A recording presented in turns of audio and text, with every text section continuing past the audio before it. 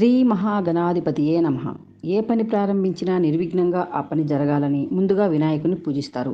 గణపతి పూజ ఎప్పటి నుండి జరుగుతున్నది అని కొంతమందికి సందేహం.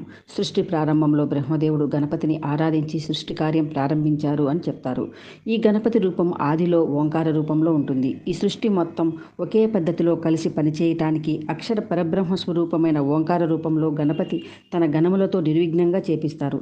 ఇది గుర్తుపెట్టుకునే అందరూ ఒకే దృష్టితో, ఒకే భావంతో, ఒకే లక్ష్యంతో అందరూ కలిసిమెలిసి పనిచేసే శక్తి రావాలని బాలగంగాధర్ తిలక్ గారు స్వాతంత్రోద్యమ సమయంలో గణపతి ఉత్సవాలను సామూహికంగా చేసుకోవాలి అనే సాంప్రదాయాన్ని పునరుద్ధరించడం జరిగింది.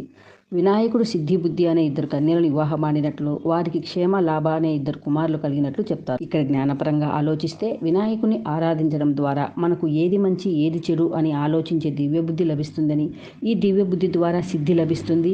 అప్పుడే మనం క్షేమంగా ఉంటాము, లాభంగా ఉంటాము.